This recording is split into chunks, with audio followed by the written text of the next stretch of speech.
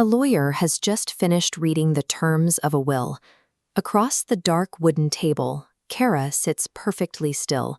Her stepmother, Diane, offers a smile, the kind that has been waiting a very long time to show itself.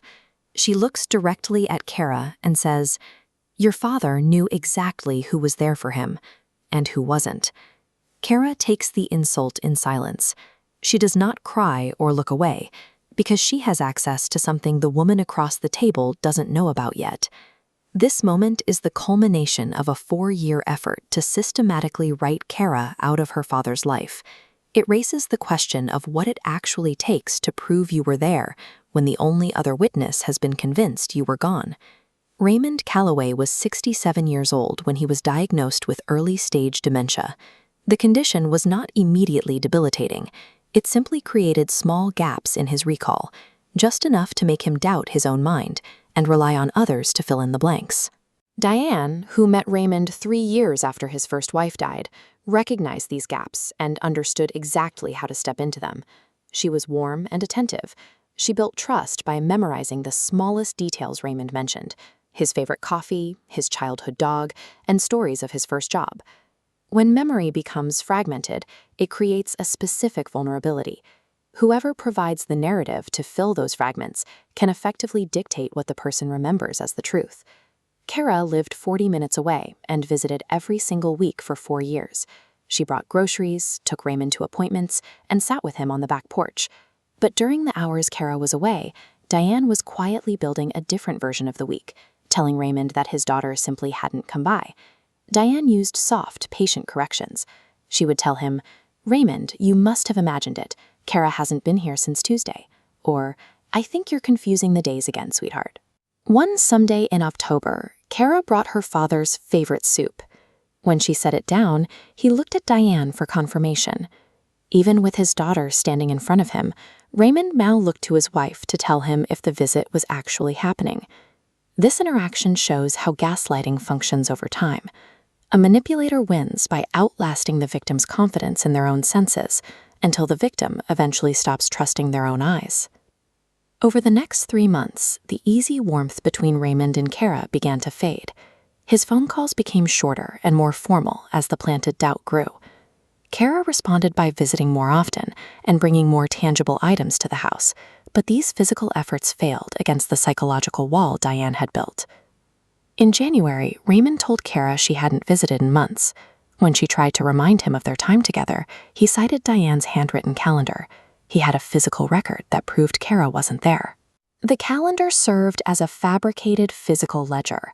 By meticulously documenting a lie, Diane provided Raymond with proof of a reality where his daughter had abandoned him. This represents the final stage of the manipulation. When the liar creates a physical record of their lies, the victim no longer has to choose between 2 memories. They simply have to choose between their fading mind and a written document. Kara called her cousin James, who suggested she checked the front door security camera Raymond had installed 2 years prior. Because the footage was stored in the cloud, the record was beyond Diane's reach. It was a digital history that could not be edited or erased by hand. At 2 a.m., Kara logged into the app to bypass her father's failing memory and access the raw timeline of the front door. This chart visualizes 61 days of security camera footage. The data points represent every person who walked through the front door, time-stamped by the second. Filtering the noise revealed the evidence: 14 distinct visits Kara made when the calendar claimed she was absent. Digital data like this provides a perfect counter to gaslighting. It is strictly chronological and completely immune to the emotional influence or the memory gaps that Diane exploited. Back in the lawyer's office, the silence remains as the stepmother waits for a reaction. Kara sits with a printed log of 61 days of footage, 14 visits that Diane's handwritten calendar says never happened. In an era where human memory can be systematically manipulated, our objective digital footprint serves as the final evidence of the truth. When an elderly parent begins to lose their memory, a manipulative caregiver rarely takes control all at once. It happens quietly. They slowly position themselves between the parent and the outside world, answering for them and managing their schedule, until eventually the caregiver closes the door on the rest of the family. The natural reaction from a son or daughter is outrage. You want to march into the house, confront the caregiver, and demand answers face to face. But an emotional confrontation without hard proof plays directly into the abuser's hands. They use that anger to frame you as aggressive and unstable, telling your parent that you are a threat. Your outburst becomes the very tool they use to sever your relationship. To protect a vulnerable parent, you have to bypass the urge to fight them in the living room. Emotion must be replaced by patient, calculated preparation. After months of watching a caregiver named Diane slowly isolate her father, Kara stopped reacting. Instead, she called Patricia Vance, an attorney specializing in elder law. This diagram shows the legal concept at the center of the case: undue influence. This occurs when someone uses a position of trust to exploit an individual with cognitive decline, intercepting the connection between their free will and their decisions. Diane used her control over the daily schedule to isolate the father, methodically creating the environment she needed to rewrite his will and seize his estate. To stop the transfer, Kara had to act as a silent investigator. She needed to build an irrefutable, objective case before her father signed away his assets. Diane controlled the physical environment of the house. On this kitchen calendar, blank squares appeared week after week. Diane had meticulously erased all 14 of Kara's visits, creating a physical record that told the father his daughter had abandoned him. Kara counterattacked by creating a record that couldn't be erased with a pencil. She started logging timestamps of her own visits using the security camera footage outside the house. Then she added a second layer. Every time she arrived, she sent a simple text: "Just pulled up, Dad." This triangulated her physical presence at the house with hard cellular data. Finally, she brought in a third-party witness. Twice a month, Kara's cousin James accompanied her on these visits, confirming exactly who was in the house and when. By combining digital timestamps, cellular records, and witness statements, Kara built an objective reality. It was a timeline immune to the caregiver's manipulation. A timeline is only one part of the case. The father's memory was fading, leaving a rapidly closing window where he was still legally considered capable of making his own decisions. The situation reached a breaking point when Cousin James discovered the caregiver was bringing in her own lawyer to change the father's will and protect the house. Patricia Vance gave Kara an urgent directive. She had to wait for a morning when her father was fully lucid and capture his true intent before his capacity vanished entirely. On a clear Sunday morning, Kara sat at the kitchen table and asked her father for his consent to record a conversation. When he agreed, she pressed record. They talked for 40 minutes about her frequent visits, their history, and what he knew to be true. This recording became a legal anchor.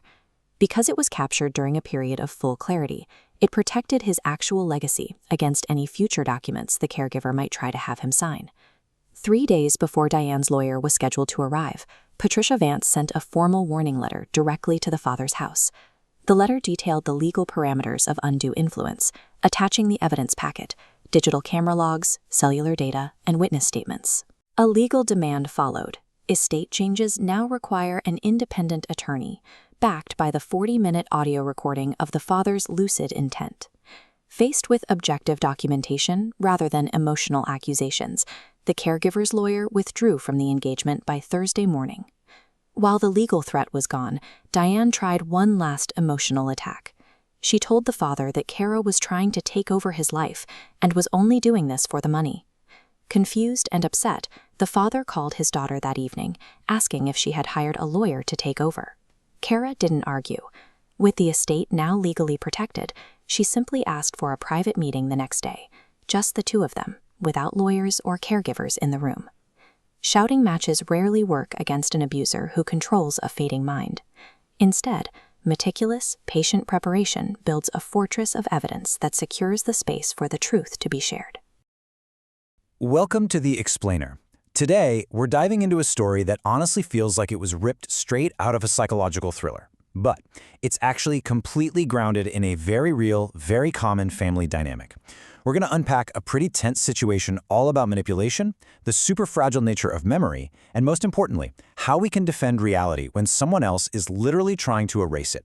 So let's just jump right in, because the lessons here on protecting the people we love, they are absolutely crucial. We're dropping right into the climax of our source material here. Picture this scene. A father is sitting in his usual living room chair, right by the window. You know, the spot where he watches his late wife's garden. His daughter sits across from him.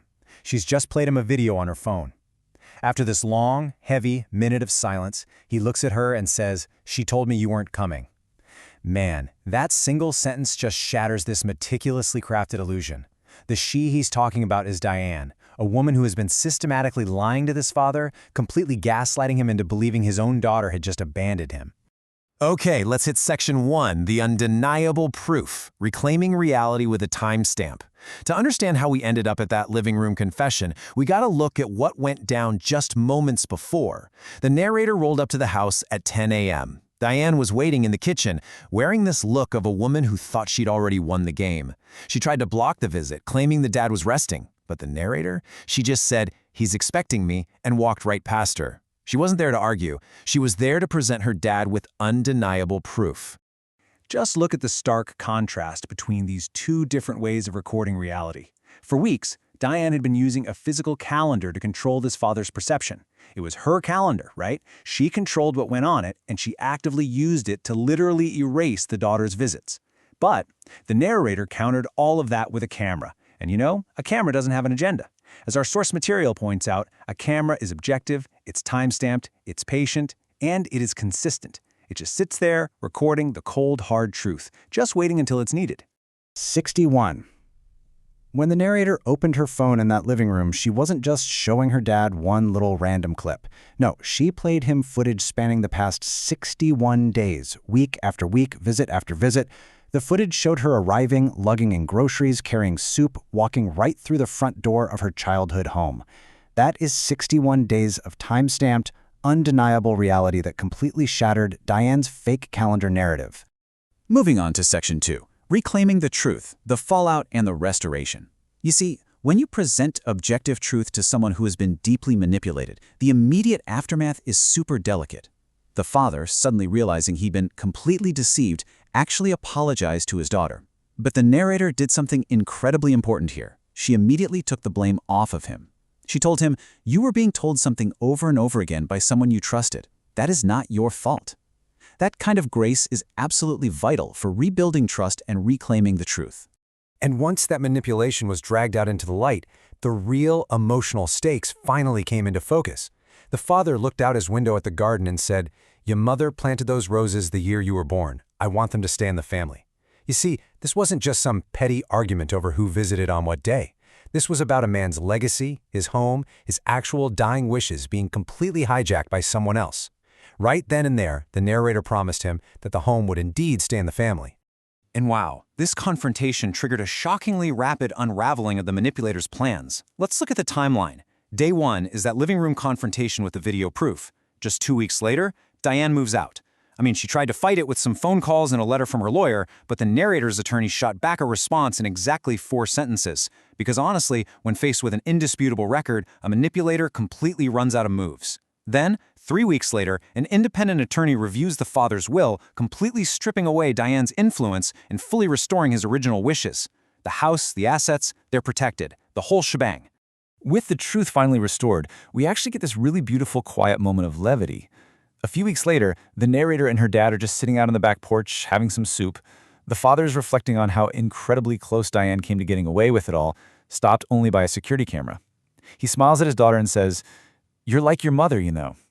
She never said much, but she always kept the receipts." It's such a heartwarming little moment, but it perfectly hits the nail on the head regarding the practical wisdom of documentation. All right, section 3, the weapon of doubt, how manipulation really works. The author of our source material makes a really profound pivot right here. The main story is resolved, sure, but now we need to dissect the actual psychological mechanics of what just happened. Because as the author points out, people like Diane, they've always existed. The hardest part of this whole ordeal wasn't actually the antagonist herself. Actually, scratch that, the hardest part was the doubt. Our source defines this super clearly. The narrator describes this totally agonizing moment when her dad looked at her and said, "I don't remember that." She could literally see it in his eyes. Part of him desperately wanted to believe his own daughter, but another part had been so deeply conditioned by Diane to believe something else.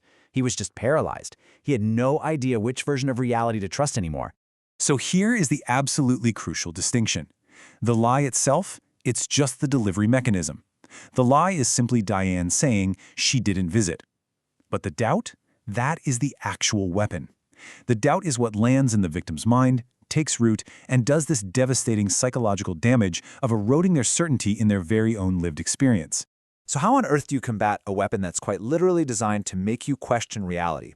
Well, the only thing that defeats doubt is evidence that simply cannot be argued with. When someone's mind has been totally clouded by manipulation, getting into a back-and-forth argument gets you absolutely nowhere.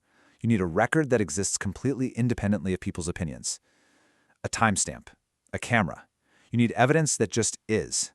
Let's look at Section 4, Documenting Out of Love, Giving the Truth Somewhere to Live. Here, the source shifts from a personal narrative to some very direct, actionable advice for anyone out there who might recognize this feeling.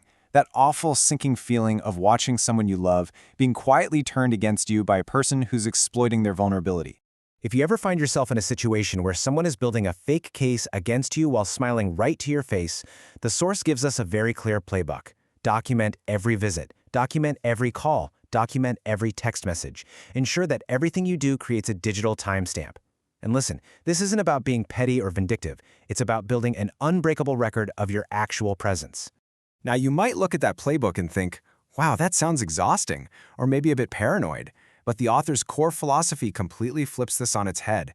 They say, document not out of paranoia, but out of love. The truth is always there, sure, but when someone is actively trying to erase it, the truth needs somewhere safe to live. By keeping the receipts, you're essentially building a shelter for the truth, purely out of love for the vulnerable person you're trying to protect. And finally, Section 5. Keep showing up. The power of consistent presence. We've talked a lot about cameras and timestamps and keeping records, but the author leaves us with a critical realization that kind of reframes this entire explainer. At the end of the day, the camera didn't save the father. Showing up did. The timestamp was merely a tool. The actual saving grace was the narrator's relentless love and her consistency. She kept showing up every single week, carrying the groceries, bringing the soup, even when nobody was keeping score, even when she knew for a fact that someone was actively erasing her visits from the record. Because that's what you do for the people you love. You show up anyway. Which leaves us with this final, really profound question. Will you keep showing up when the record says you haven't? The author notes that this story really belongs to anyone who has ever sat in their car in a driveway and cried because a loved one was starting to believe a lie about them. If that's you, please know that you are not invisible. Keep showing up, keep those receipts, and trust that the truth always has a way of recording itself. Thanks so much for joining me for this explainer. Keep learning, stay